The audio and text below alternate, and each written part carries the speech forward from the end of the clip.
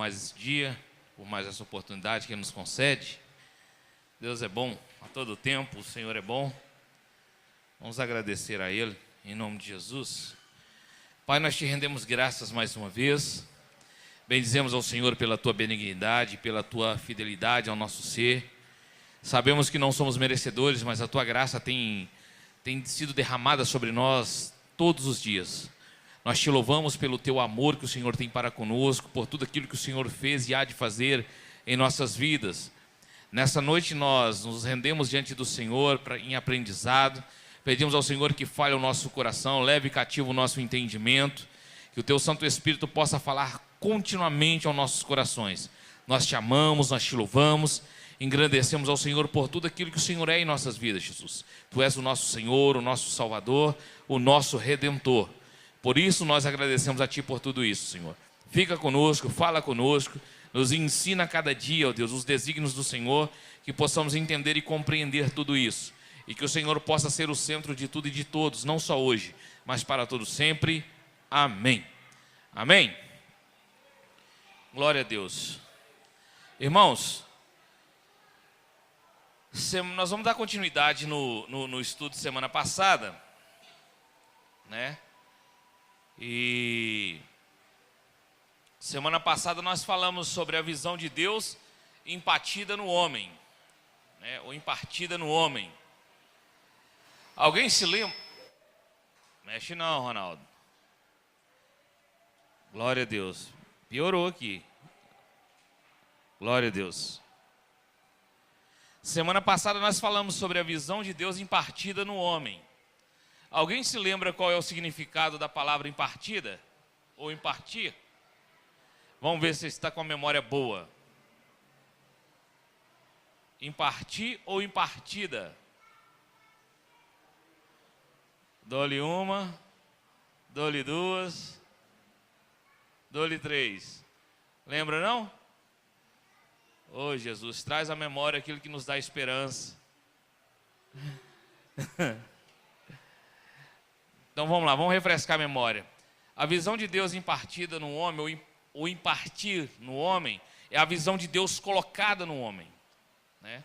Nós falamos sobre isso semana passada, e hoje nós vamos falar sobre entendendo o processo dessa visão, viu?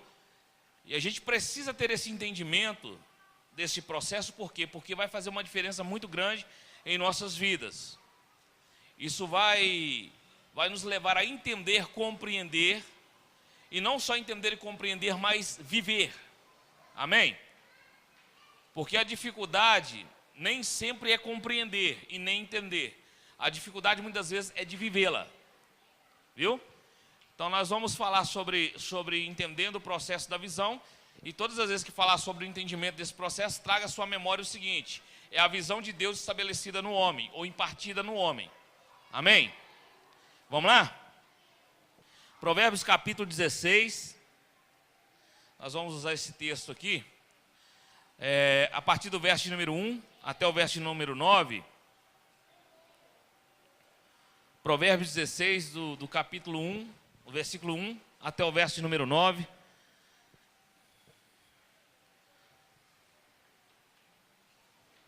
Glória a Deus. Todos acharam aí? Provérbios capítulo 16, versículo 1 ao verso 9.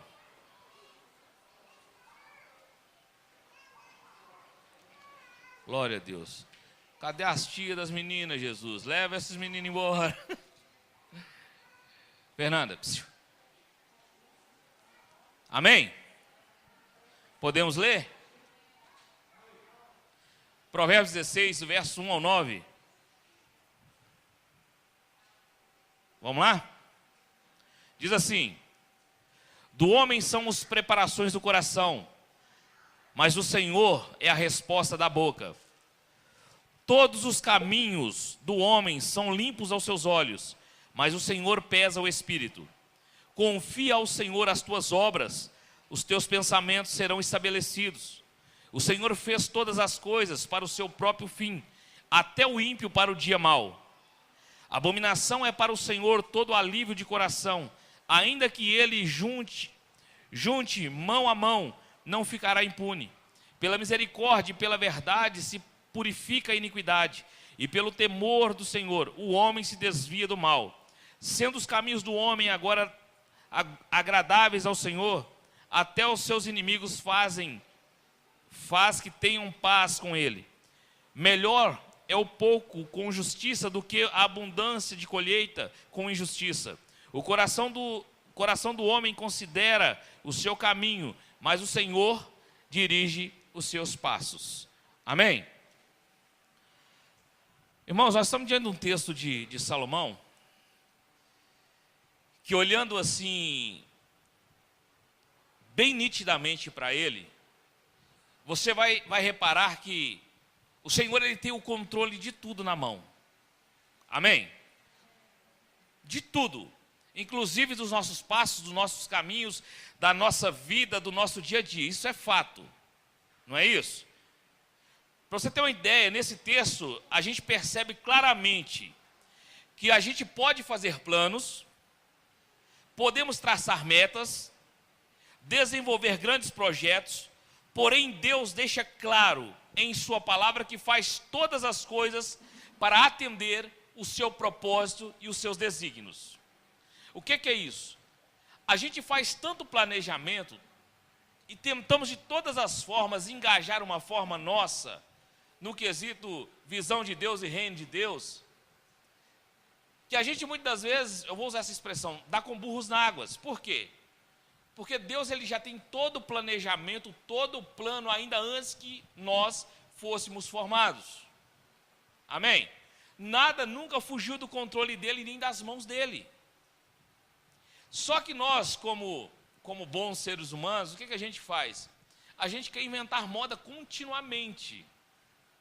A gente começa, trazendo agora para o reino de Deus, a gente começa a fazer planejamentos, não que seja errado, entenda bem. A gente começa a fazer planejamentos, planos, a gente faz propósitos para quê? Para atingir um fim determinado, que a gente acha que é o certo. É assim ou não é? Por exemplo, quem nunca participou de um desenvolvimento para um crescimento ministerial? Alguém aqui já participou disso? Já? Até cresce por um tempo, mas depois o que acontece? Fala assim, descresce. Descresce não, né? Diminui. A gente faz alguns planejamentos e começa a fazer as coisas da nossa forma, e nós esquecemos da visão que o Senhor colocou em nós. A visão que Ele colocou em nós, ela nunca vai divergir do que está aqui, irmãos. Nunca. A gente que quer acrescentar, a gente que quer colocar as coisas, a gente que quer inventar moda. Mas a visão para o crescimento do reino dele já está aqui. Saiu fora daqui, não tem como crescer, irmãos. Pode até inchar, pode até ter um momento de euforia, pode. Mas o crescimento, se não for segundo a palavra dele, não vai. Porque a visão que ele deu para nós, para todos nós quanto igreja, é essa. O Paulo vai dizer isso em Coríntios capítulo 13, se eu não me engano, a partir do verso 10, ele vai falar que em parte nós conhecemos e em parte nós profetizamos, mas quando vier o que é perfeito, as partes então serão aniquiladas, e aí sim nós o conheceremos como ele é. Amém? Então, ou seja, o que a gente tem de visão do Senhor é aquilo que ele revelou para nós, através das Escrituras. Amém? Então nós vamos entender isso aí. Para você que está anotando, vamos lá, no ponto 1, nós vamos falar sobre essa questão da visão. E isso aqui é fato, tá, irmãos? Isso aqui é fato. Põe aí, ponto 1. No momento que nós recebemos a visão, não estamos prontos para ela. E como de fato. No momento que o Senhor ele traz a visão, então, entenda bem, que ele traz essa revelação a nós não estamos preparados para ela. Nós ainda estamos assim, meio que desnorteados. Essa visão, ela vem para nós com um propósito eterno. Entende? Assim como aconteceu com Jeremias. Jeremias capítulo de número 1, versículo 4 ao 7. Vai dizer assim, deixa eu ler lá para mim não falar, não correr o risco de errar, né? Jeremias capítulo 1, vai dizer assim, ó. Deixa eu só achar aqui. capítulo de número 1. Glória a Deus. Do 4 ao 7 diz assim, ó. Assim veio a mim a palavra do Senhor dizendo: antes que eu te formasse no ventre, eu te conheci. Antes que saíste da madre, te santifiquei as ações, te dei por profeta. Então disse eu, Senhor Jeová, eis que não sei falar porque sou uma criança. Mas o Senhor me disse, não digas eu sou uma criança, porque aonde quer que eu te enviar irás, e tudo quanto te mandar dirás. Pronto, até o 7. Note bem, Jeremias aqui, ele estava com 14 anos de idade. 14 anos de idade é uma criança, irmãos? Hã? Não, é um pré-adolescente, né? Já tem entendimento de algumas coisas? Sim ou não? Uma criança de 14 anos, ela consegue discernir entre o certo e o errado? Consegue, né? Pode não fazê-lo, mas consegue discernir entre o certo e o errado. Então Jeremias, com essa idade que ele estava aqui, o Senhor veio a ele. E a palavra de Jeremias para ele do Senhor para ele era: olha, eu te santifiquei no ventre da sua mãe. Antes que você fosse informe, ou estivesse informe no ventre dela, eu te separei para profeta. O que Deus estava falando? Olha, o controle da sua vida está nas minhas mãos. Porque foi eu que te gerei, eu que te formei, eu que te concebi. Aí a gente faz, muitas vezes nós fazemos como Jeremias, mas eu ainda sou uma criança. Por que a gente tem essa atitude? Simples, porque a visão de Deus, quando ela vem, a gente não está preparado para ela. A gente se sente rebaixado mesmo, porque Deus, na verdade, Ele traz a visão, Ele nos entrega ela, e no decorrer da caminhada, Ele vai nos preparando para ela. Entende? Por isso que eu acho assim, muito precocemente a pessoa, ela já entrar no ministério e já querer fazer todas as coisas. Ela vai dar com burro na água, ela vai sofrer. Quando eu falo em ministério, irmãos, é no serviço do reino dos céus, tá? Não é em igreja, não. A Bíblia até nos aconselha a não colocar neófitos na fé. O que é isso? O neófito é o novo convertido, é aquele que ainda não compreende, ele não tem um entendimento para chegar e já umbrar, né? Então, ou seja, quando essa visão vem, a gente realmente fica perdido. A gente fica sem saber o que fazer. Mas isso não é motivo de se preocupar. Por quê? Porque o Senhor, ao longo do tempo, Ele vai nos ensinar, Ele vai nos preparando, Ele vai nos ensinando, até chegar o ponto da gente estar pronto. Amém? Então, olha, no momento que recebemos a visão, não estamos prontos para ela. Aí no ponto 2, vamos lá. No ponto 2, Deus tem um plano para a vida e não só para um dia. Viu? E isso é uma realidade. Nós temos um negócio aí, de ficar assim, ó. Nós vamos fazer tantos dias de alguma coisa.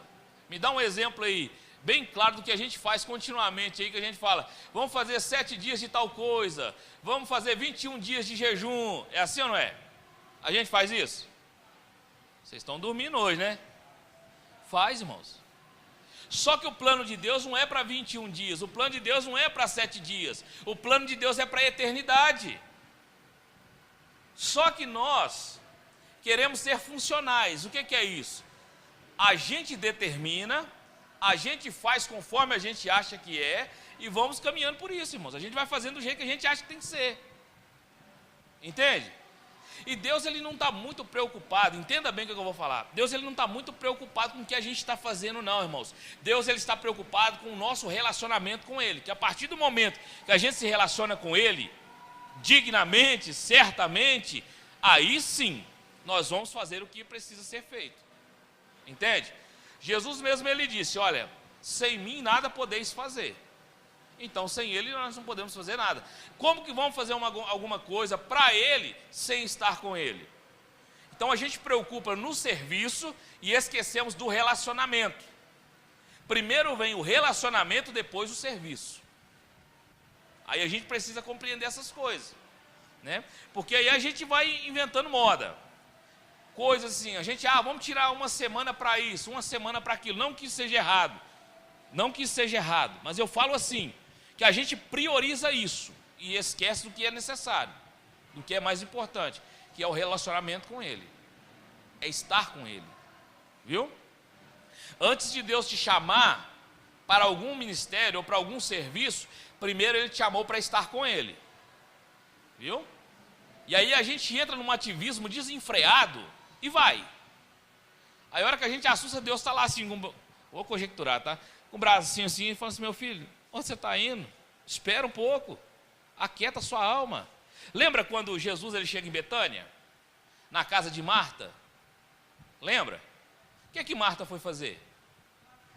Foi arrumar a casa, né? Foi para a cozinha lavar a vasilha.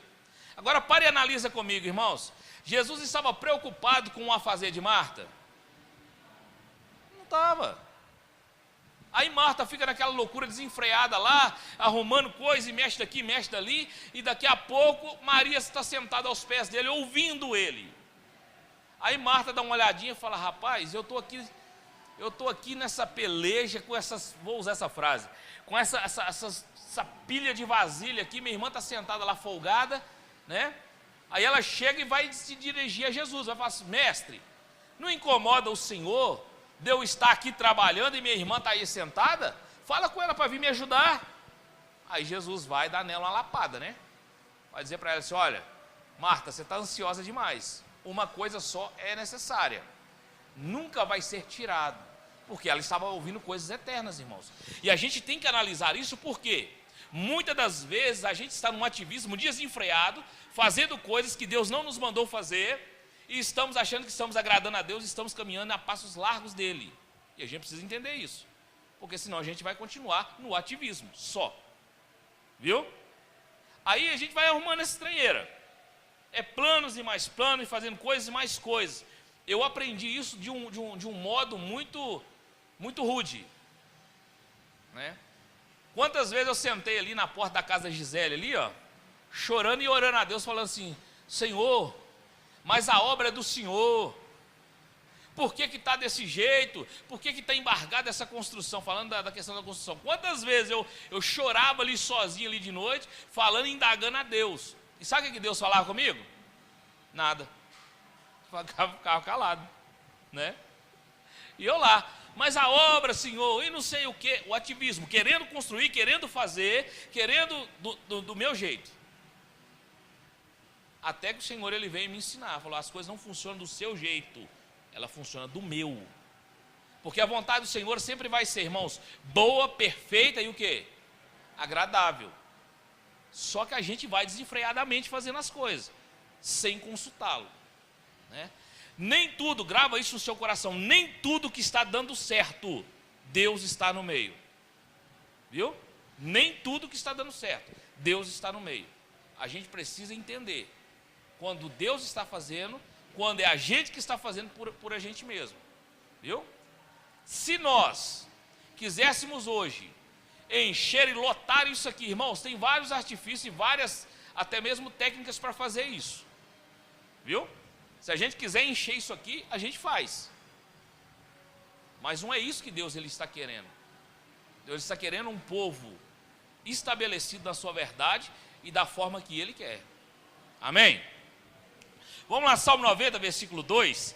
Diz assim, Salmo 90, versículo de número 2.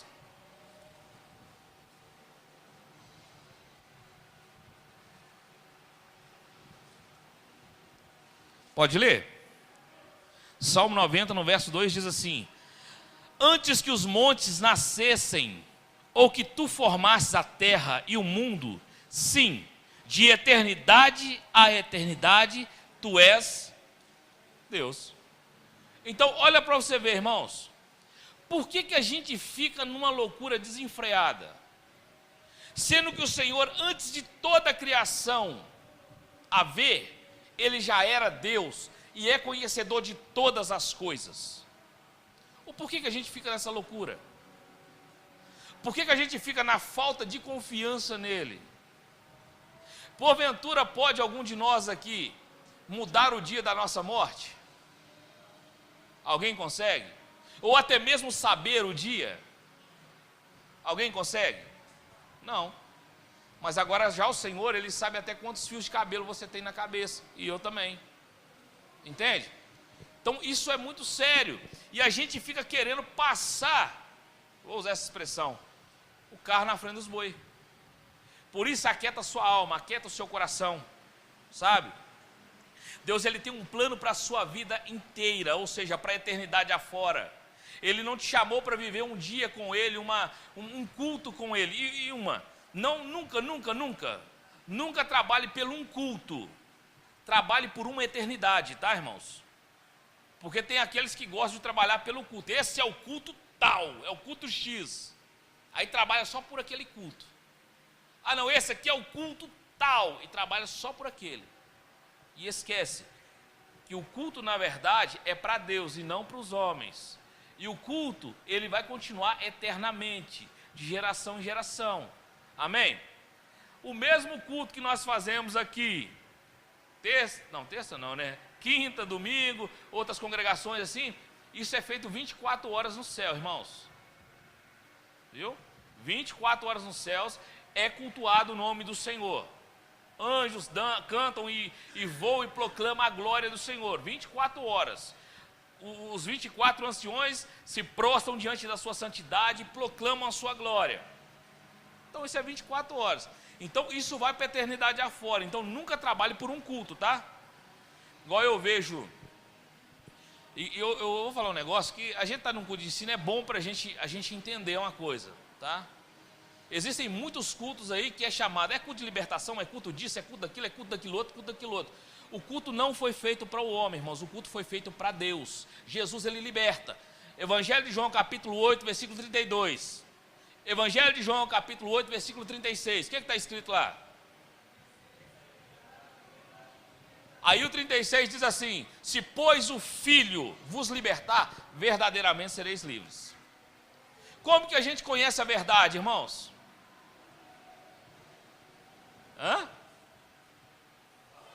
Pela palavra dele. É o que está nos revelado. Foi a visão que ele nos deu, a palavra. É através disso. Então a gente precisa tentar. Jesus, ele liberta? Liberta, irmãos. Ele usa o homem para libertar? Usa, irmãos. Isso é fato. Mas a gente não pode focar. Não podemos trabalhar por um culto, tá? Põe isso no seu coração. Trabalhe para a eternidade, porque é para lá que nós estamos indo. Amém? Vamos lá. Eclesiastes capítulo 3, versículo 11. O que diz lá? Eclesiastes 3, 11. Vou ler aqui. Eclesiastes 3, 11. Pode? Pode ler? Sim.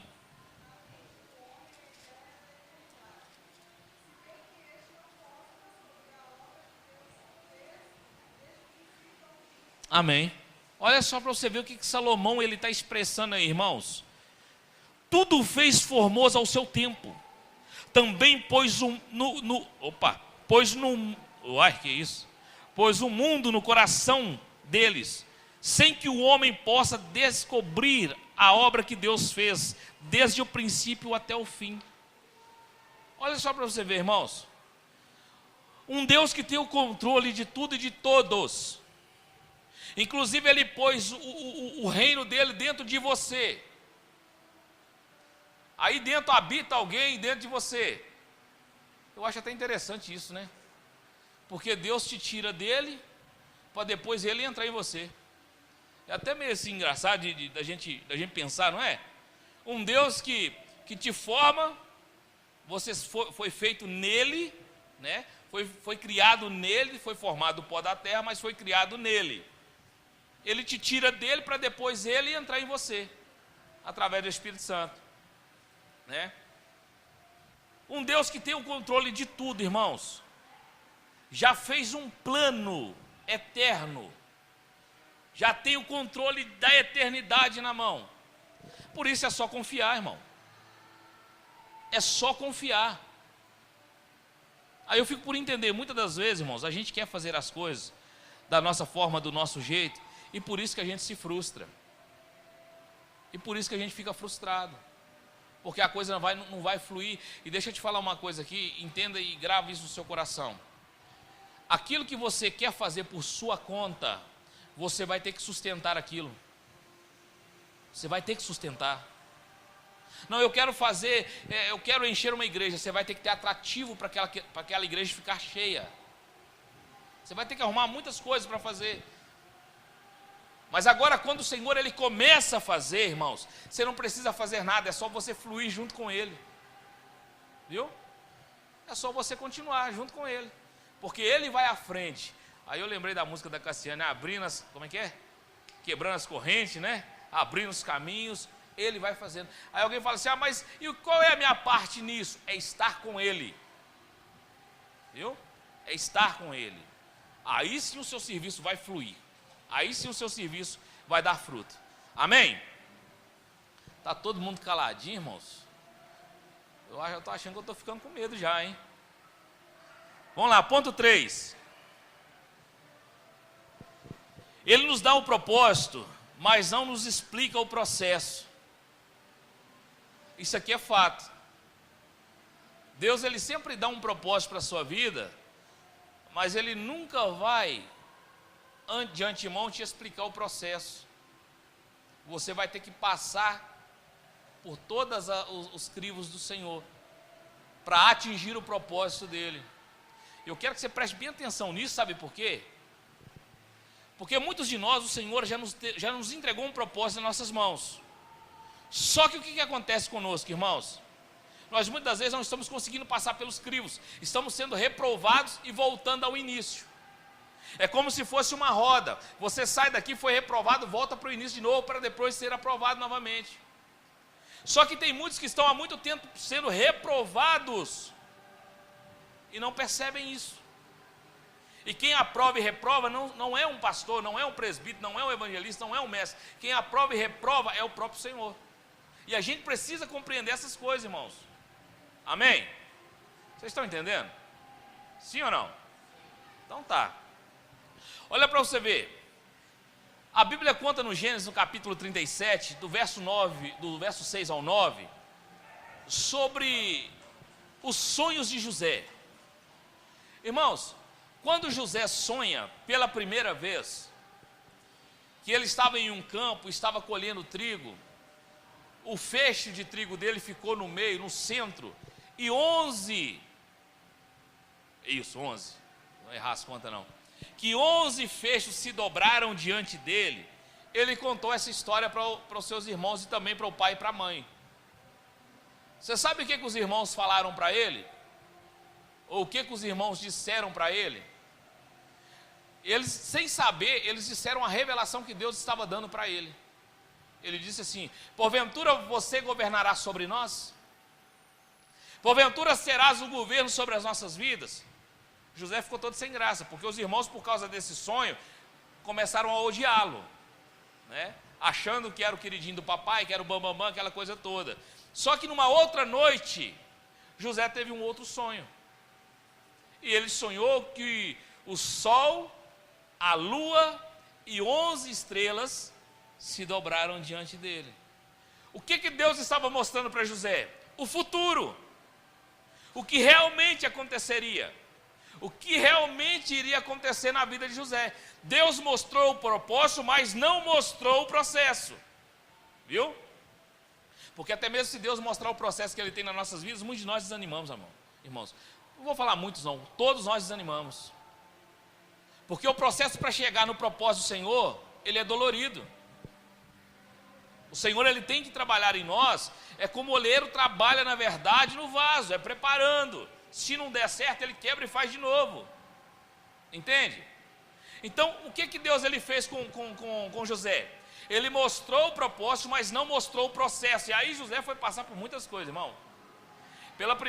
A primeira coisa, o que acontece com ele? Ele é traído pelos seus irmãos. Na verdade, eles queriam matá-lo. Queria tirar a vida dele. Mas aí pensaram bem lá, falou, não, é sangue do nosso sangue. Vão vender esse cara, vão vender ele como escravo, venderam ele para a caravana dos medianitas. Mal sabiam eles que estavam cooperando para o processo e o propósito de Deus. Quando ele cai no Egito, é comprado por quem? Por Potifar. Quando Potifar o compra, diz a Bíblia Sagrada que tudo que José fazia, prosperava. Já chamou a atenção do homem, né? Então ele foi num processo muito, muito catastrófico. Quando a mulher de Potifar vem tentar seduzi-lo, era um propósito de Deus aquilo acontecer. Para quê? Para ele cair dentro da cadeia. Dentro da cadeia, revelar os sonhos daqueles homens. Portanto, que ninguém tente ajudar Deus no seu propósito não, tá? José, ele fala com aquele copeiro, fala assim, olha, quando você estiver diante do rei, lembra de mim. O homem lembrou? Não lembrou. Porque ainda não era o tempo de Deus na vida de José. Só que no tempo oportuno de Deus, no tempo chamado esse tempo de Kairos, né, o tempo de Deus, no tempo de Deus, José foi lembrado. E quando ele foi lembrado, o que acontece com ele, irmãos? Ele se torna o chanceler do Egito, a saber, o governador do Egito. E Deus prospera a terra do Egito através da vida de José. Então eu quero que você entenda uma coisa. Faraó, ele tinha o poder sobre a nação do Egito, mas a autoridade quem tinha era José, viu? Porque a autoridade ela vem da parte do Senhor para a vida do homem. Portanto que Faraó diz assim, olha, você só vai ficar subordinado a mim. Quando eu sair do trono aqui, você tem todo o direito de mandar e desmandar nesse negócio aqui. Mas para ele chegar no propósito que Deus tinha na vida dele, o que ele passou? O que ele precisou passar? Por muitos crivos. Foi ou não foi? Você acha que é fácil, irmão, ser traído por 10 irmãos? 22 mãos te empurrando para dentro de um buraco, você acha que é fácil? E olhando você lá dentro, sempre falando, ô fulano, me ajuda aqui, virando as costas e indo embora, você acha que isso é fácil? Você acha que é fácil você cair dentro de uma cadeia sem dever nada? Não é não. E muitas vezes Deus usa desses artifícios para nos preparar para algo maior. Viu? Ele usa de artifícios para nos preparar para umas coisas maiores. Por isso, quando você estiver passando por alguma dificuldade, por alguma provação, procure observar o que Deus está querendo com isso. Qual é o trabalhar dele na sua vida nisso? Nenhuma luta, nenhuma dificuldade, ela vem para abater ninguém, ela vem para trazer um crescimento. Ela vem para trazer um amadurecimento, ela vem para trazer um fortalecimento. Então, as provas que o Senhor nos traz, as tentações vêm do outro lado lá, né, do cão. Mas as provações, elas vêm da parte de Deus para nos fazer crescer. Amém? E nos fazer chegar ao propósito dele. Amém? Então tá bom. Terça-feira todo mundo cansado, o olhinho assim, ó. Né? Eu lembro terça-feira passada, eu dei um grito aqui, quem estava dormindo acordou. Mas vamos lá. Então vamos lá, ponto 4. Isso aqui é muito interessante, tá, irmãos? Deus dirige os passos, não os saltos e nem as corridas. Isso aqui fala de confiança, perseverança. As coisas com Deus é um dia após outro. É um dia após outro. Portanto que ele vai falar, olha, deixe que cada dia traga o seu mal. É assim ou não é? É um dia após outro, irmãos, a caminhada com o Senhor. Não ache que Deus ele vai te pegar você aqui agora e vai fazer assim, ó, te lançar, falar, agora o cara é o cara. Não. É dia após dia. É passo após passo. É caminhada a cada caminhada. Eu quero te ensinar uma coisa aqui nessa noite. Grava isso no seu coração. Todas as vezes que você pedir um milagre ao Senhor, Ele vai te dar um ensino. Viu? Todas as vezes que você clamar a Deus por um milagre, Ele te traz um ensino. Isso aí é fato. Viu? Porque Deus ele tem o propósito de nos ensinar através de todas as coisas, irmãos. Eu falei isso aqui na ministração domingo e vou falar de novo. O que Deus fez através da vida daquela menina, da Daniela, aquilo foi muito forte, foi um ensinamento que Deus deu, né? E no final das coisas, ela declarou com os próprios lábios, dizendo assim, olha, eu aprendi muito com Deus. E isso aí, quem falou foi uma pessoa que perdeu uma filha, né? Ela disse, olha, eu aprendi muito com Deus. Então, todas as vezes que você clamar a Deus por um milagre, Ele vai trazer um ensino. Claro, Ele pode operar um milagre? Fato, pode. Ele pode, na verdade, virar a terra de cabeça? Pode. Mas o intuito dele é nos ensinar. Viu, irmãos? É nos ensinar. Por exemplo, você pega a história de Jesus quando ele está voltando da terra dos Gadarenos. Ele atraca o barco na beira do mar. Lá estava Jairo esperando ele. Era ou não era? E Jairo estava esperando ele para quê? Porque ele tinha uma filha com quase 12 anos de idade, que já estava à beira da morte. Já estava quase à morte. E ele vai clamar ao Senhor dizendo assim: Senhor, venha à minha casa porque eu tenho uma filha de quase 12 anos. Lucas vai falar isso. De quase 12 anos ela está à beira da morte. Só que Jairo, irmãos, para quem não sabe, era um dos principais da sinagoga. Contra Jesus. Lembra? Saduceus, fariseus. Aquele homem se rende à majestade do Senhor e convida ele para ir à casa dele. Só que no meio do caminho acontece algo inusitado. Alguém vai parar Jesus. E esse alguém é uma mulher que tinha um fluxo de sangue. Sofria também há 12 anos com um fluxo de sangue. Aí para Jesus.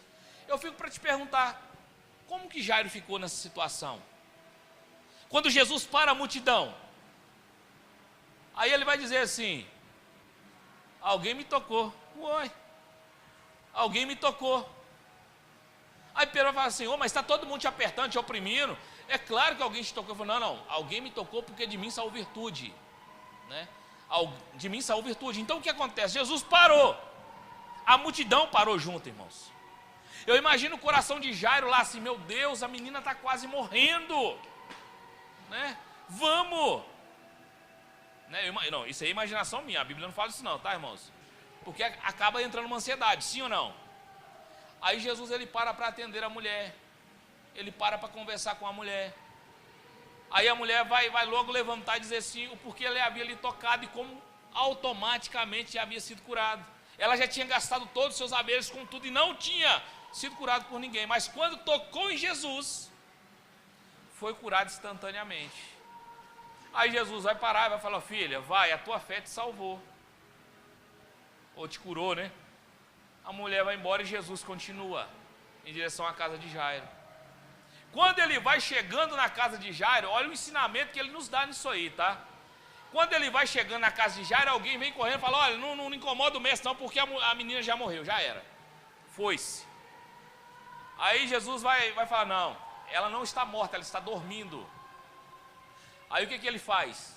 Ele entra na casa, deixa entrar o pai, a mãe, Pedro, Tiago e João. Qual é o ensinamento que ele está nos dando nisso aqui? Deus ele vai literalmente acabar com o tempo do emocional, o tempo da emoção, e vai chamar para si a intimidade, tá? Somente os íntimos. Eles entram para dentro da casa, é assim ou não é? A menina está deitada, ele pega ela pela mão e fala: menina, levanta, a menina levanta. Quando a menina levanta, a primeira palavra que Jesus diz para eles é: dei a ela de comer. Sabe o que ele está falando conosco aqui? Os íntimos dele vai se preocupar com a alimentação daqueles que pareciam estar mortos. Viu? Então a gente precisa entender isso, irmão.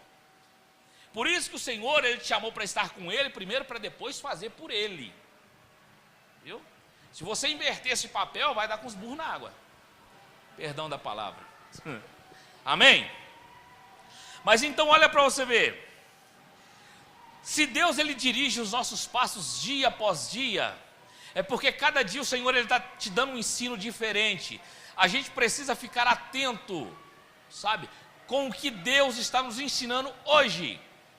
Eu tenho absoluta certeza que no dia de hoje inteiro o Senhor te ensinou algo. Eu tenho certeza que se eu falar assim: irmãos, me fala o que Deus te fez compreender hoje, você vai ter alguma coisa para me dizer. Ele te ensinou alguma coisa hoje.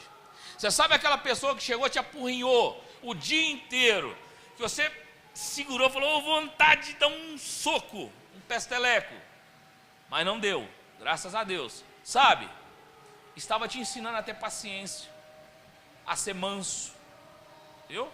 Sabe aquela pessoa que pisou no seu pé, olhou para sua cara, sorriu? Foi um instrumento de Deus na sua vida, porque te fez estar melhor do que ontem. Porque se fosse ontem, você metia a mão na orelha do cara ou da cara. É assim ou não é? Né, Jorge? Ai, ai. Mas vamos lá, olha só. Deixa eu ler um texto aqui em Números. Números capítulo 9. Abra sua Bíblia aí, Números capítulo 9. Só para a gente entender isso aí. Números capítulo 9. Do verso 15 ao 23. Só para a gente entender isso aí. Números capítulo 9, do versículo 15, nós vamos ler até o versículo 23. Isso aqui é para a gente entender o seguinte, irmãos. Deus, Ele dirige os nossos passos, tá? Diariamente. Vamos lá. Pode ler? E no dia de levantar o tabernáculo, a nuvem cobriu o tabernáculo sobre a tenda do testemunho. E a tarde estava sobre o tabernáculo como uma aparência de fogo até a manhã. Assim era de contínuo, a nuvem cobria e de noite havia aparência de fogo. Mas sempre que a nuvem se alçava sobre a tenda, os filhos de Israel, após ela, partiam. E no lugar onde assentava o seu arraial. Perdão, irmãos, pulei aqui. Mas sempre que a nuvem se alçava sobre a tenda, os filhos de Israel, após ela, partiam. E no lugar aonde a nuvem parava, ali os filhos de Israel assentavam o seu arraial. Segundo o dito do Senhor, os filhos de Israel partiam. E segundo o dito do Senhor, assentavam ao arraial. Todos os dias em que a nuvem parava sobre o tabernáculo, assentavam o arraial. E quando a nuvem se detinha muitos dias sobre o tabernáculo, então os filhos de Israel tinham cuidado da guarda do Senhor e não partiam. E era que quando a nuvem poucos dias estava sobre o tabernáculo, segundo o dito do Senhor, se alojavam e segundo o dito do Senhor partiam. Porém eram que quando a nuvem desde a tarde até a manhã ficava ali, e a nuvem se alçava pela manhã, então partiam. Quer de dia, quer de noite, alçavam-se a nuvem, partiam. Ou quando a nuvem sobre o tabernáculo se detinha 2 dias, ou 1 mês, ou 1 ano, ficava sobre ele, então os filhos de Israel se alojavam e não partiam. E se alçava-se ela, partiam. Segundo o dito do Senhor, se alojavam e segundo o dito do Senhor, partiam. Da guarda do Senhor tinham cuidado, segundo o dito do Senhor, pela mão de Moisés. O que é isso aqui, irmãos? Israel só caminhava quando Deus direcionava ou dava a direção através da nuvem. Eles, na verdade, em si, a nuvem não se movesse, eles não se moviam, eles ficavam parados. Quando durante o dia ou durante a noite, a nuvem começava a se locomover, Israel literalmente armava ou desarmava o acampamento e ia atrás da nuvem. Por quê? A nuvem guiava eles. Por isso eles não poderiam ter casas de alvenaria, porque se amanhã de noite a nuvem movesse, eles tinham que tirar todos os seus aparatos e seguir a nuvem. Durante a noite uma coluna de fogo, durante o dia uma nuvem tampando o povo do sol. Então o que é isso, irmãos? Deus estava ensinando esse povo diariamente a obediência a Ele e a dependência a Ele. É assim ou não é? E por que a gente, irmãos, quer correr na frente do Senhor, quer pular na frente do Senhor? Por que a gente não espera o direcionamento dEle? Porque na verdade a obra é dEle, é assim ou não é? Sim ou não? A obra é dEle. Então ninguém melhor para nos direcionar do que Ele, é assim ou não é? Então ninguém melhor do que Ele para nos direcionar. Só que a gente quer fazer as coisas desenfreadas, do nosso jeito, da nossa forma. E o Senhor, Ele vem nos ensinando gradativamente, dia após dia, como fazer, como ser, como andar, como nos comportar. Entende? Nós lemos aqui, no Provérbio 16, tem um texto aqui que me chamou a atenção e eu lembrei dele aqui agora. Olha só. Deixa eu só lembrar qual que é o texto aqui. Ah, tá, olha só. É o verso 3, ele diz assim, olha: confia ao Senhor as tuas obras, e os teus pensamentos serão estabelecidos. De fato, quando a gente confia no Senhor, quando a gente entrega a Ele, quando a gente descansa nele, as coisas fluem naturalmente, irmão. As coisas acontecem naturalmente. O problema é a nossa ansiedade, tá? A ansiedade, você sabe o que é ansiedade? Sabe o que é uma ansiedade? É o excesso do futuro, viu? A gente fica com tanto vontade das coisas acontecer que começa a ficar excessivo. E aí o coração começa a palpitar e vai virando aquela bagunça louca, né? E a gente começa a passar até mal. É assim ou não é? Então quando a gente confia no Senhor, porque a verdade, a obra é dele, irmãos, tudo é dele. A Bíblia diz que tudo veio dele e tudo volta para ele. Nós só fomos convidados a estar com ele, ou seja, fomos chamados para estar com ele, para sermos co-participantes dessa obra. Então, descansa nele, né?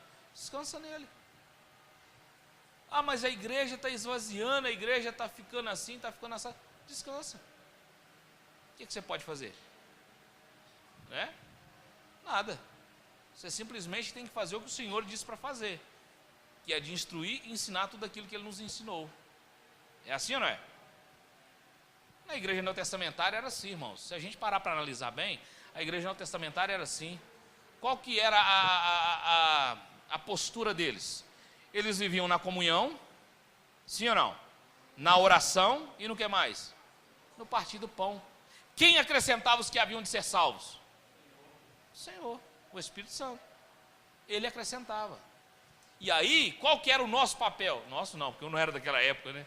Qual que era o papel da igreja? Agora era de ensinar. Os caras entravam para a salvação, mas agora tinha que ser ensinado a permanecer nela. Viu? A continuar nela. Então aí entrava o papel da igreja, para ensiná-los. Só que nos dias de hoje nós queremos inverter o papel, e nós até invertemos o papel. Nós achamos que nós podemos fazer o papel do Espírito Santo, que é de convencer alguém, e a gente sofre por causa disso, porque a gente não consegue. Né? A gente não vai conseguir convencer ninguém. Aí a gente chega lá, prega, e o cabra não se converte. A gente fala, e o cara não se converte. Fale, Bruna.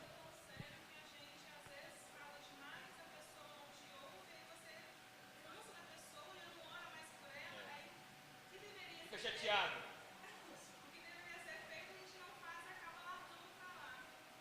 Sim, porque a gente inverte os papéis. A gente está invertendo os papéis. E aí o negócio fica estranho, né? Porque o nosso papel é pregar. O do Espírito Santo é convencer. Entende? O do Espírito Santo é convencer. Viu? Agora a gente vai lá e fala assim: ah, mas eu estou perdendo tempo. Você não está perdendo tempo, irmão.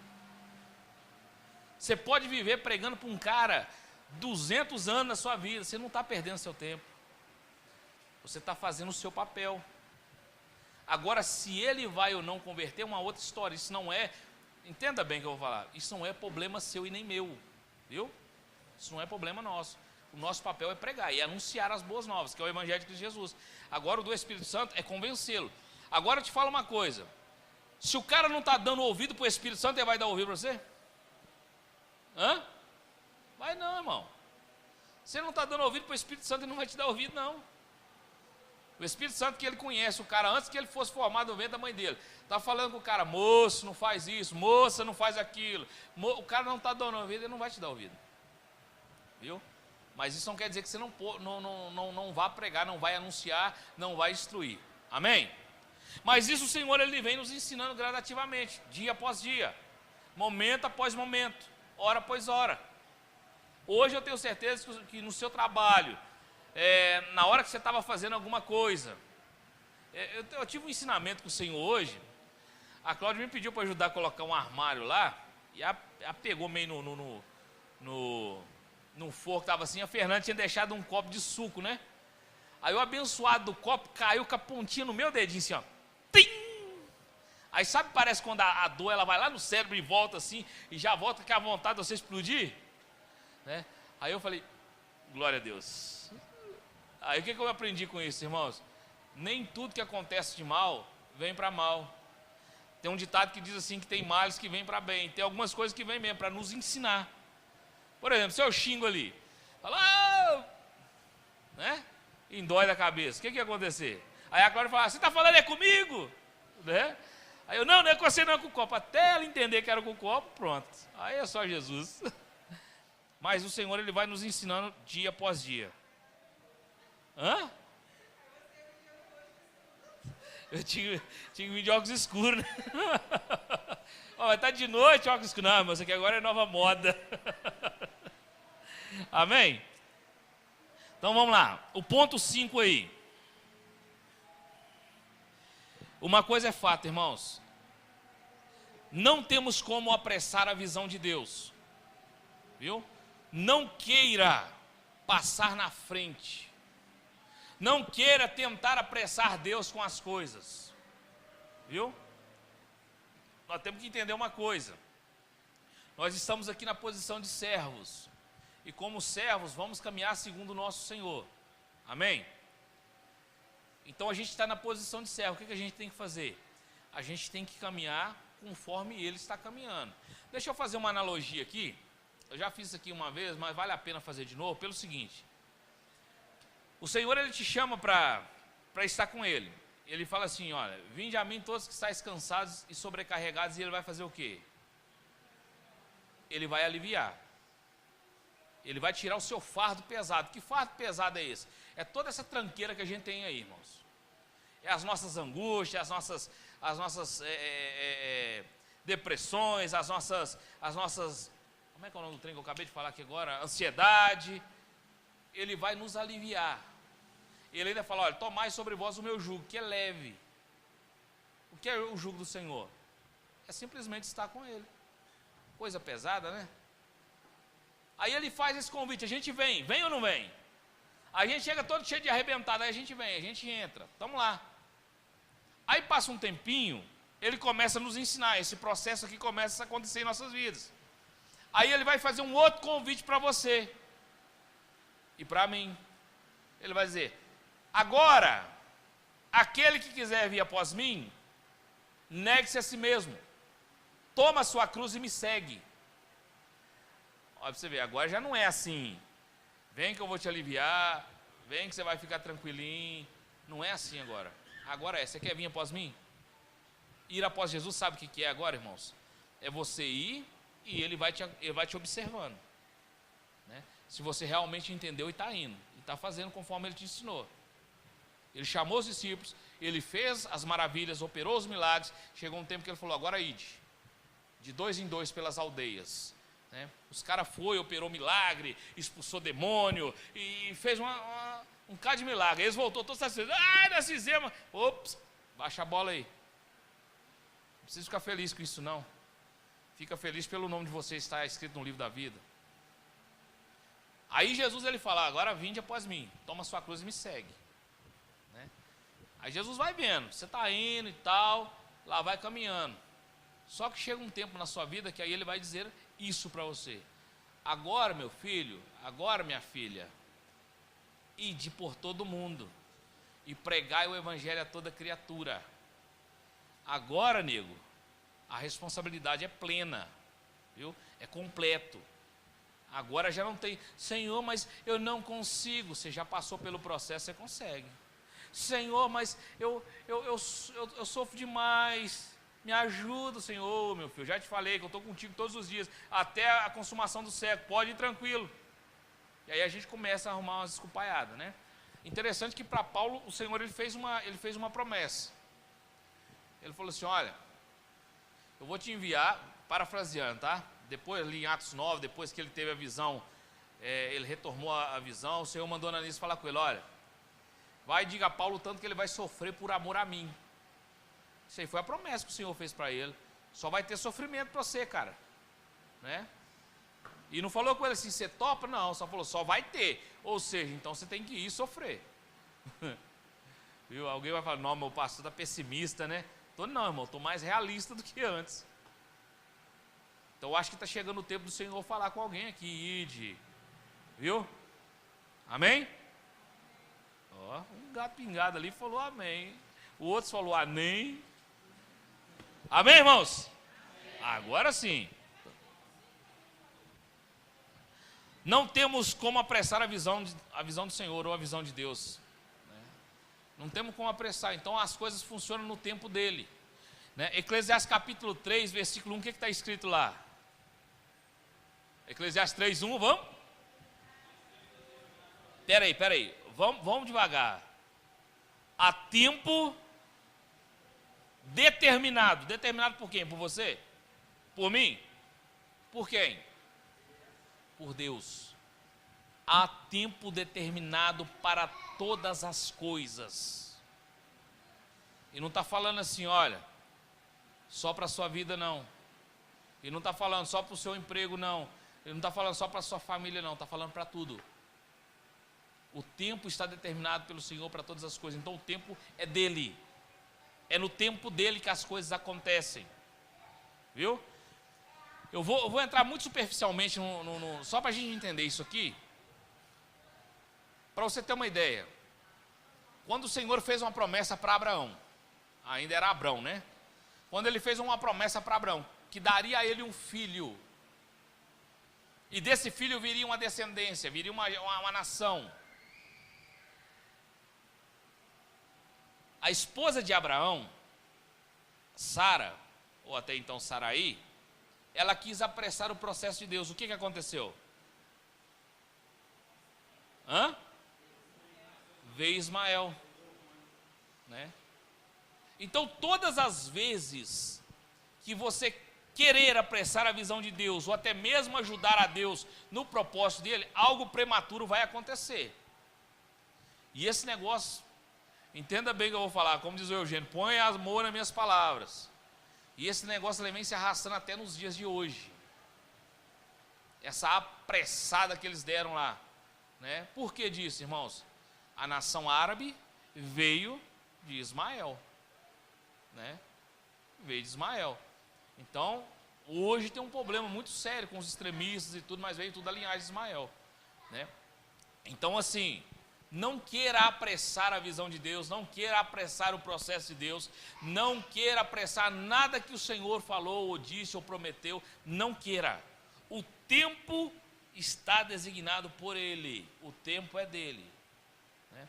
Aí, muitas vezes, o Senhor promete, fala com alguém assim, eu vou falar uma coisa que aconteceu comigo, tá?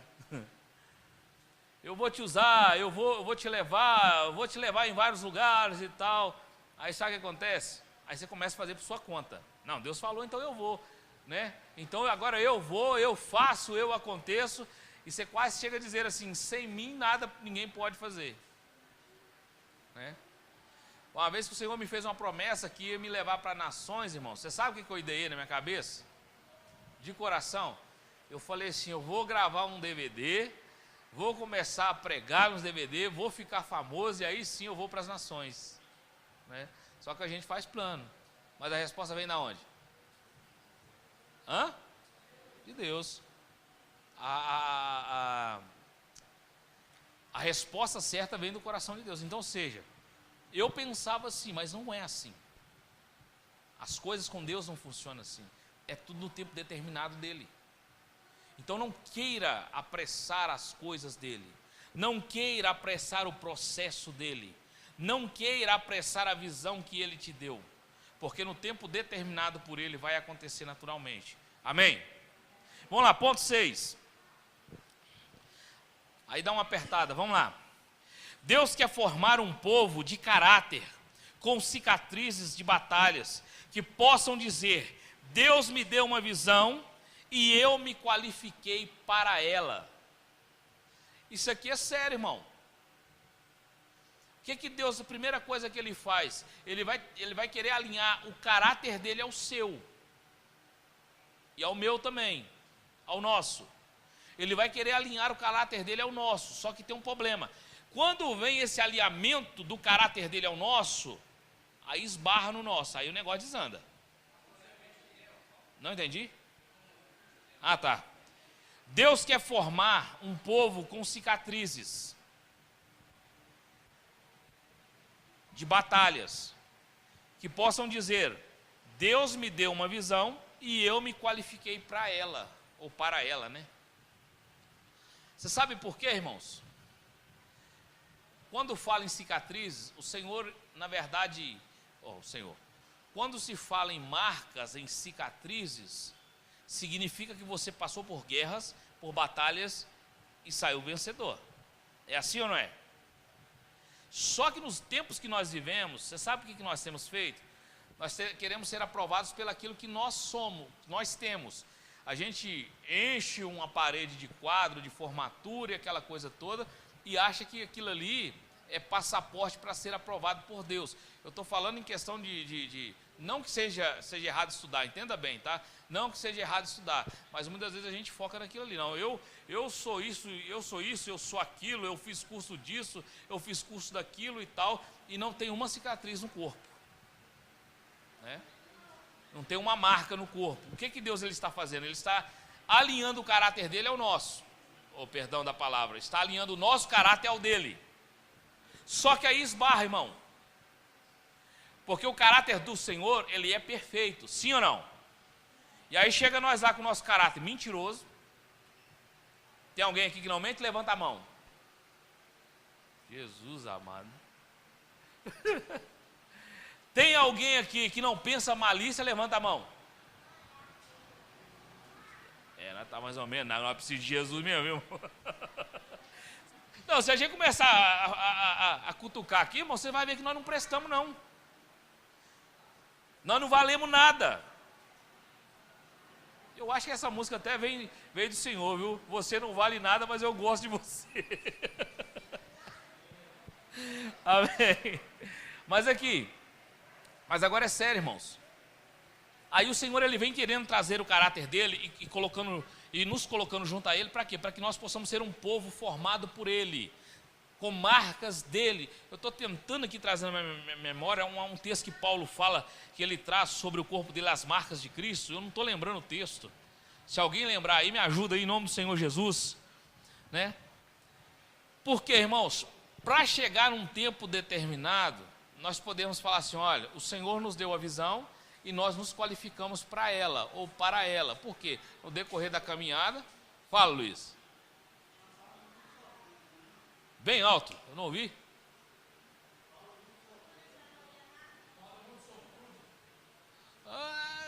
Olhando de uma certa forma, sim, né? Porque ele pôde sofrer por amor a Cristo. Isso é sorte. Uhum. Verdade. Alguém achou aí o texto que ele fala que ele traz no corpo as marcas? Hã? Sim. Se tornou perseguido. Isso. Olha só para você ver, irmãos. Lá em Números, no capítulo 32, do verso 11 e 12, deixa eu ler aqui, para mim não correr o risco de errar. Números 32. Vamos lá. Do verso de número 11 ao 12, diz assim: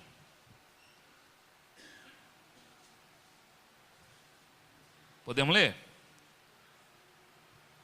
Diz assim: de certo, os varões que subiam do Egito, de 20 anos para cima, não verão a terra que jurei a Abraão, a Isaque e a Jacó, porquanto não perseveraram em seguir-me, exceto Calebe, filho de Jefoné, o quenezeu, e Josué, filho de Num, porquanto perseveraram em seguir ao Senhor. Então, olha para você ver, irmãos. Quem se lembra quantos saíram do Egito? A nação que saiu do Egito. Quantas pessoas saíram de lá? Quem se lembra? Quase 3 milhões de pessoas. Estavam indo em direção aonde, irmãos? A terra prometida. Quem chegou na terra prometida, irmão? Dos 3 milhões, quase 3 milhões. Hã? Josué e Calebe. Cadê o resto? Cadê o resto do povo que saiu do Egito? Foram perecendo no decorrer da caminhada. Mas o porquê disso, irmãos? Se você for ler a história da saída, ou seja, do êxodo, até aqui onde nós lemos, eram homens murmuradores, reclamadores. Homens que ora tinha água, reclamavam que não tinha comida. Hora que tinha comida, reclamavam que não tinha água. Olhavam para Moisés: mas Moisés não é não é esse tantantão que fala que é. Deixa eu falar uma coisa bem baixinho. Até Arão, o irmão de Moisés, e Miriam pisaram fora do batatal, irmão.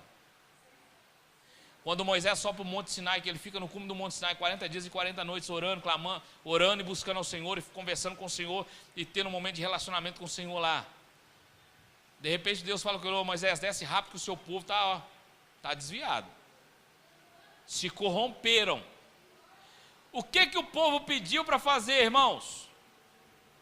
Aqui embaixo, enquanto Moisés estava lá em cima. Não. Pediu para fazer bezerro, não. Pediu para fazer um Deus. Um Deus não. Faça-nos deuses. Fala, Isabel. Lê aí.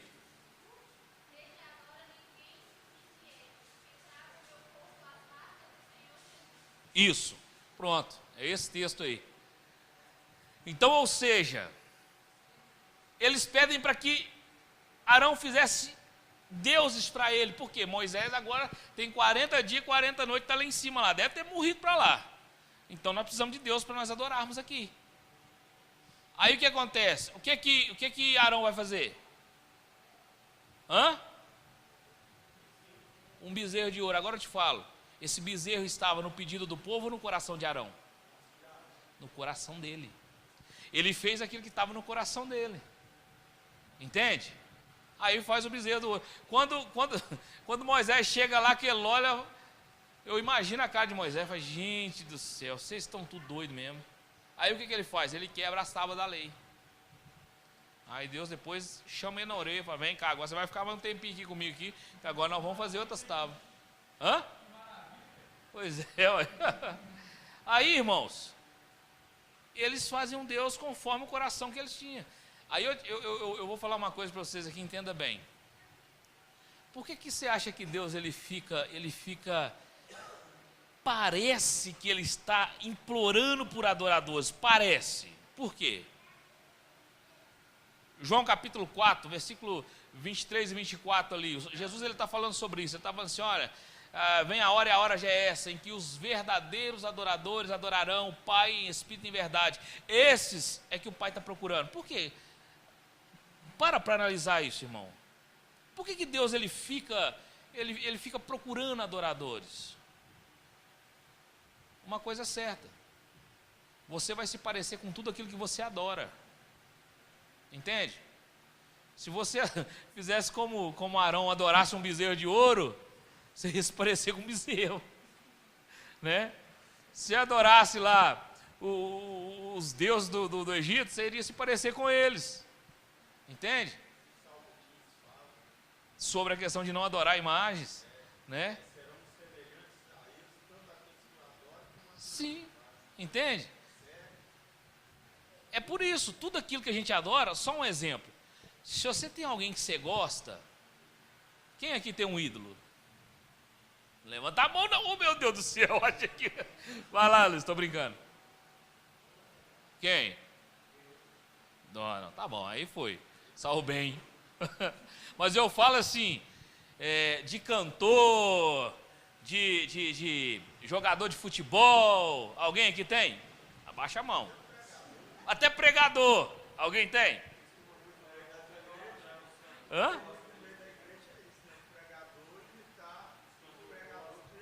Que ele gosta, né? Aí acaba se tornando igual. Até a imposição da voz, irmão, né?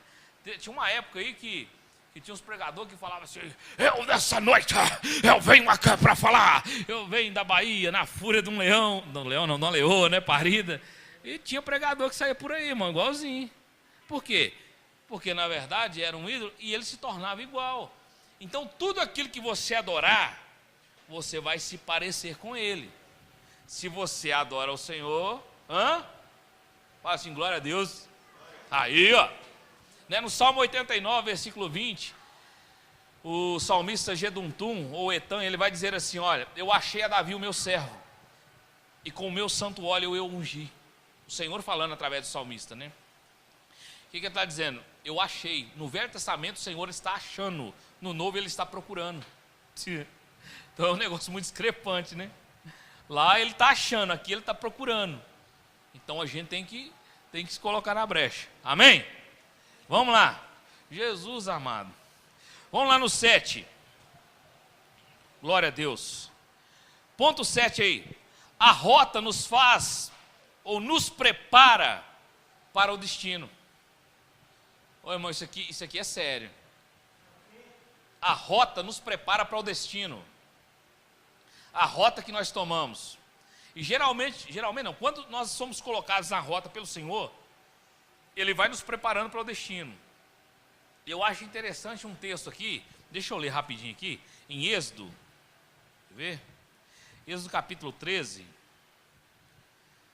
Oh, glória. Êxodo 13. Cadê ele? Êxodo 13, 17 ao 18. Diz assim, ó. E aconteceu que, quando o faraó deixou ir o povo de Deus, Deus não os levou pelo caminho da terra dos filisteus, que estava mais perto. Porque Deus disse, para que não porventura o povo não se arrependa vendo a guerra e torne ao Egito.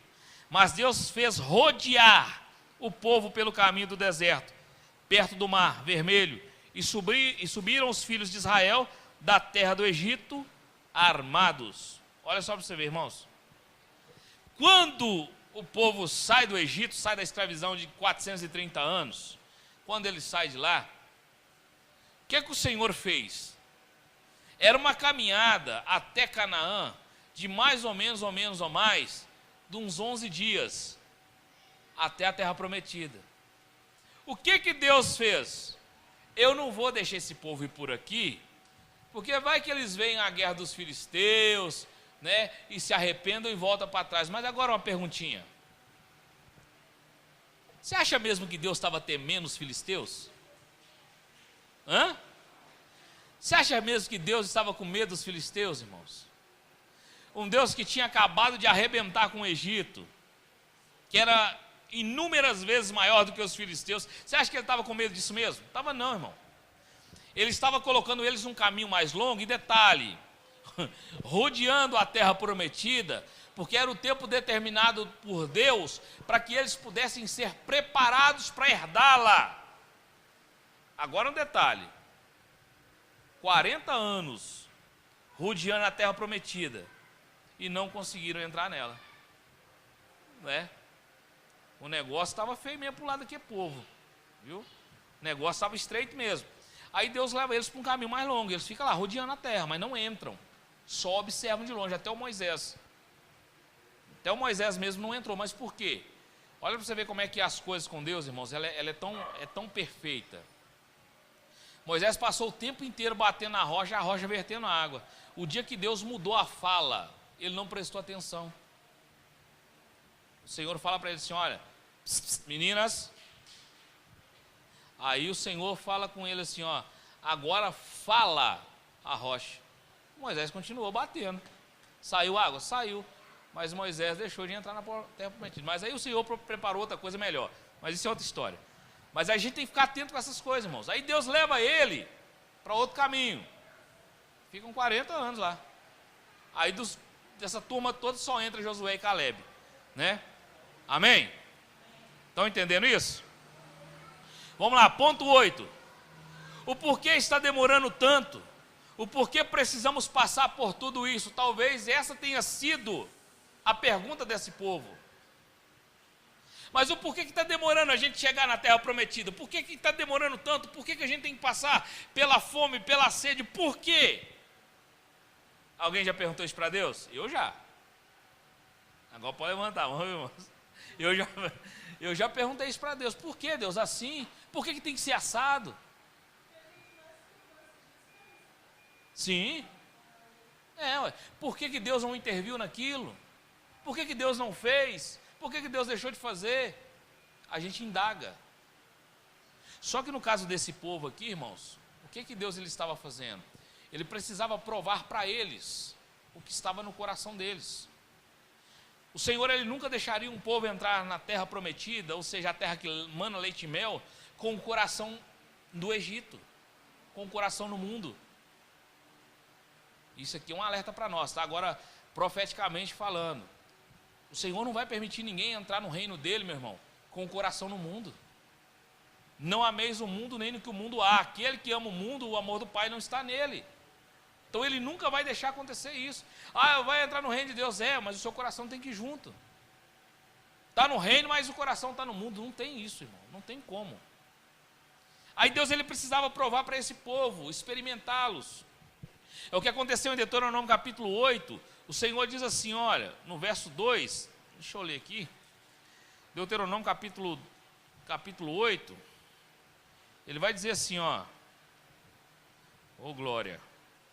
Versículo 2, ele diz assim, olha, e te lembrarás de todo o caminho pelo qual o Senhor teu Deus te guiou no deserto, esses 40 anos para te humilhar, para te tentar. Essa palavra tentar foi alterada, tá? Na verdade ela é provar, para saber o que estava no teu coração, se guardarias os seus mandamentos ou não. Por isso Deus ele levou eles para um caminho mais longo. E o povo fazia o quê? Murmurava, reclamava, né? Aí Deus ele queria provar para o povo que estava no coração dele. O coração deles ainda estava lá no Egito. Quem me dera estar sentado, né, comendo os pepinos, as cebolas. É isso que o povo estava desejando. Moisés, o que você nos trouxe aqui para morrer aqui de fome? Lá no Egito nós tínhamos comida. Era escravo, mas tinha comida. Entende? O coração deles ainda estava lá, irmãos. Então esse coração ele precisava ser mudado. Amém? Estão entendendo isso aí? Oh meu Deus, o tempo não para. Vamos lá, ponto 9. Precisamos ver. Isso aqui é sério, tá, irmão? Os outros também que eu falei é sério. Precisamos ver, esse é o ponto 9. Há 2 dias em nossas vidas que não podemos mudar: o dia de ontem e o dia de amanhã.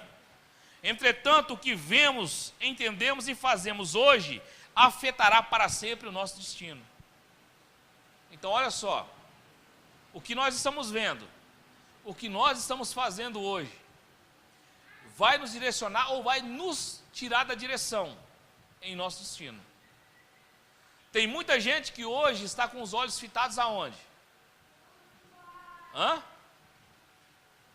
Vamos? Está fitado aonde? No mundo, irmão. Isso pode literalmente te atrapalhar no seu destino final, na sua chegada final. Isso vai fazer uma diferença muito grande. Nós precisamos enxergar e compreender isso. Nós não podemos mudar o ontem, não podemos mudar o amanhã. E nem o daqui a pouco, né? E nem o agora. Amém? Olha só para você ver. Primeiro, temos que ver o que Deus está nos mostrando. O que Ele está te mostrando, irmão? Nos dias atuais. O que Ele está te mostrando? Qual é o direcionamento que Ele tem te dado? O que Ele tem falado com você no seu particular, no seu íntimo? Qual é a direção que Ele tem te apontado? Você precisa ver isso. Você precisa compreender isso. Porque senão você vai estar com os olhos vendados e andando sem direção, como um navio em alto mar, sem leme, sem nada. Então a gente precisa ver o que o Senhor está mostrando. Deus, nos últimos tempos, Ele tem mostrado muitas coisas para muita gente. Por que não dizer para todos os seus? Ele tem mostrado. Só que o que a gente tem feito, a gente não estamos querendo enxergar isso. Muitas vezes Deus está te mostrando um direcionamento e está falando, olha, vou ter que arrancar isso. Aí você fala, não, Senhor, mas não tira não, deixa aqui assim. Aí você vai se desviando do propósito dele, da vontade dele, do querer dele. Quer um exemplo disso? Olha só para você ver, em Jeremias capítulo 1, prova de ver, Jeremias capítulo 1, o Senhor ele aparece a Jeremias e diz assim, vê? Jeremias capítulo 1, versículo 11 e 14, ele diz assim, ainda veio a mim a palavra do Senhor dizendo, o que vês, Jeremias? E eu disse, vejo uma vara de amendoeira. E disse-me o Senhor, vistes bem, porque eu velo sobre a minha palavra para cumprir. E veio a mim a palavra do Senhor a segunda vez, dizendo: o que é que vês? E eu disse: vejo uma panela ferver, cuja face está para a banda do norte. E disse-me o Senhor: do norte se descobrirá o mal sobre todos os habitantes da terra. O Senhor está mostrando duas coisas para Jeremias. Primeiro, ele está mostrando uma vara de amendoeira. Aí eu fico perguntando, meu Deus, por isso que a gente precisa ver o que Deus está mostrando. Ele mostra uma vara de amendoeira. Alguém já viu uma vara de amendoeira? Não? Eu também não. Eu já vi assim, em foto, né? Mas, pessoalmente, nunca. O Senhor está mostrando uma vara de amendoeira para ele, falando assim: o que você está vendo, Jeremias? Aí Jeremias ele traz para o natural. O que ele está dizendo? Vejo uma vara de amendoeira. O Senhor fala para ele: vistes bem, Jeremias, porque eu velo pela minha palavra. Mas o que tem a ver uma vara de amendoeira com a palavra? Hã? O que tem a vara de amendoeira com a palavra? Então, a gente olhando grosseiramente assim, não tem nada a ver uma coisa com a outra. É ou não é? Só que a gente esquece de uma coisa. A mesma vara floresceu, estava dentro da arca, né? A gente esquece do passado, que aconteceu com Arão, o Arão, né? Mas olha só para você ver que interessante. Amendoeira é uma palavra que um hebraico é shoqued, e significa vigilante no nosso português, né? Então, se alguém chegar para você e falar assim: seja um shoqued, está falando para você assim: seja um vigilante. Viu? Aí, essa palavra vigilante, o que ele estava dizendo para Jeremias? Olha, você fica atento, cara, fica vigilante, porque toda palavra que eu estou te dizendo, ou estou falando para ti, isso vai acontecer. Fique esperto. Estou parafraseando. Aí depois ele fala assim, pergunta pela segunda vez: o que você está vendo aqui, Jeremias? Ele fala assim: eu vejo um caldeirão fervendo. Qual que era o simbolismo daquele caldeirão fervendo?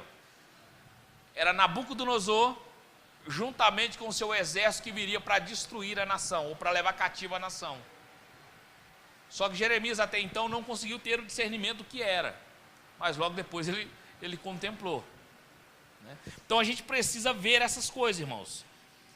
Olha, deixa eu só falar um negócio aqui que é interessante, porque no Velho Testamento, né, lá no Velho Testamento, existem algumas figuras de linguagem e também umas formas de interpretação que a gente precisa compreender elas, para a gente entender alguns símbolos que o Senhor mostra e fala, né? Por exemplo, olha só, na simbologia bíblica, a vara significa pessoas. Jesus falou sobre isso, lá em João 15:5. O que é que diz lá? Vós sois as varas, né? Então, o que Jesus estava mostrando o que o Senhor estava mostrando para Jeremias ali? Olha, fica esperto, cara, vigilante, né? Vamos lá. Portanto, vara de amendoeira significa pessoa vigilante. Então, se alguém te chegar para você e falar com você assim: olha, você é uma vara o que você vai entender? Eu sou uma pessoa vigilante. E começou a entrar no mistério ali já, né?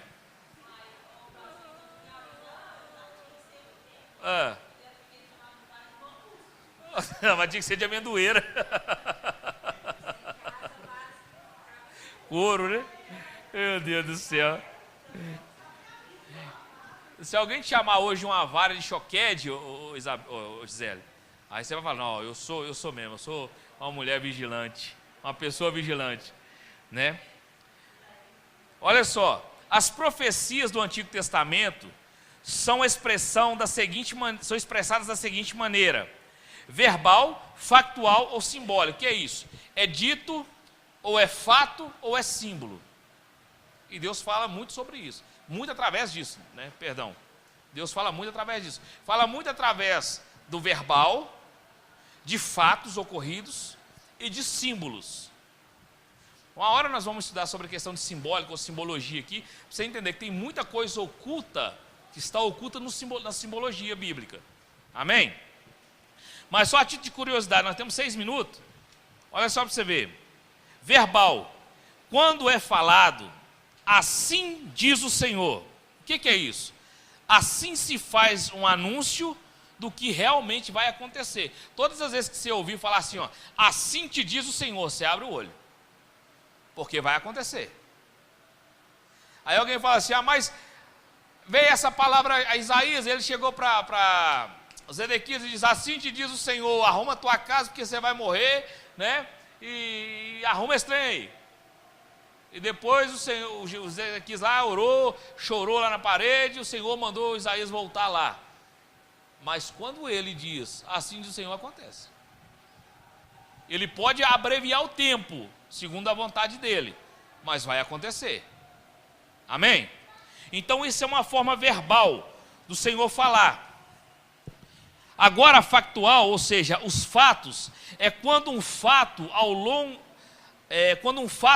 ou algo que sucede, que a história é histórico e é real, acontece. Aponta o acontecer no futuro. Exemplo, por exemplo, a Páscoa, quando o Senhor instituiu a Páscoa, isso lá no Velho Testamento, foi um fato, sim ou não? Isso até nos dias de hoje. É ou não é? Então isso foi factual, ou seja, Deus ele instituiu e a coisa veio de geração em geração, está até nos dias de hoje. Viu? São formas que o Senhor usa para falar conosco, através de fatos também. E por último, o simbólico. Quando um símbolo é tomado como sendo uma mensagem. Exemplo, a vara de amendoeira e o caldeirão. O Senhor falou muito claro com Jeremias através dos símbolos da vara e também o símbolo do caldeirão, falando o que viria sobre eles e que era para eles estar vigilante. Muito fato, né? Então, ou seja, e Deus geralmente... Alguém já sonhou com algum símbolo aqui, irmão? Só a título de curiosidade, já teve algum sonho assim, da parte do Senhor, simbolicamente falando?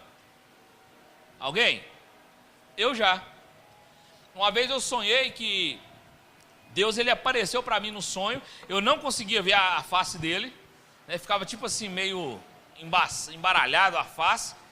Ele me entregou um pedaço de pão e um copo com água. Eu comi o pão e tomei a água. Sumiu Deus, não falou nada, absolutamente nada, sabe? Então assim, ou seja, Deus estava falando alguma coisa através de um símbolo, né? Por exemplo, outro exemplo, quando o Senhor mandou que Israel passasse nos umbrais das portas, o sangue de um cordeiro, aquilo era um símbolo do que viria anos mais tarde, a saber, o sangue do cordeiro que seria derramado, Jesus Cristo, né?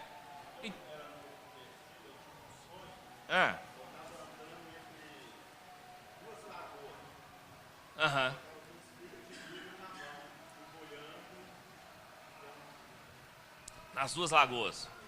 Então, você sabe que rios, isso se fala de nações. Rios se fala, na verdade, de povos. Mares se fala de nação, isso simbolicamente falando, né? Biblicamente falando. Lagoas, com certeza está falando de pessoas também. O milho, alimento, né? Então você vê que Deus ele fala, é semente, através de símbolos, né? E geralmente Deus ele fala com a gente através disso. Até hoje eu não entendi porque que Deus gosta muito de falar através de muito, assim, hoje está falando mais claro, mas antigamente falava muito através de enigmas. E a gente ficava com aquele trem na cabeça para tentar discernir, para decifrar e por aí ia, né? Mas glória a Deus. Olha só, para a gente terminar aí, falta 2 minutos. Olha só, temos que apagar a mensagem negativa que está em nossa mente. Agora eu vou fazer uma pergunta aqui, seja bem sincero para você mesmo.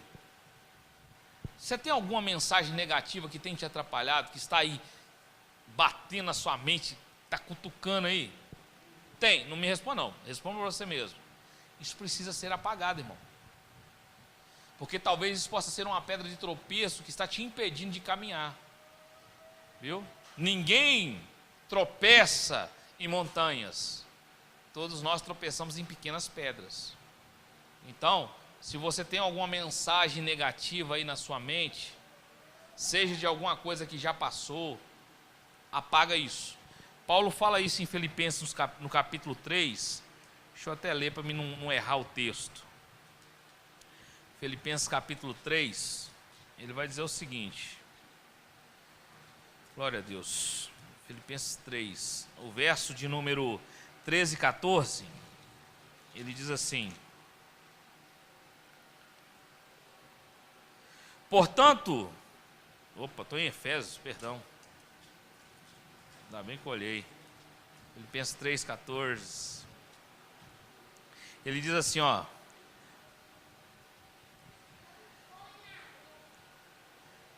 Para ver se de alguma maneira eu possa chegar à ressurreição dos mortos. É 13, né? Oh, meu Deus. É 3, 13, 14. Estou lendo 12.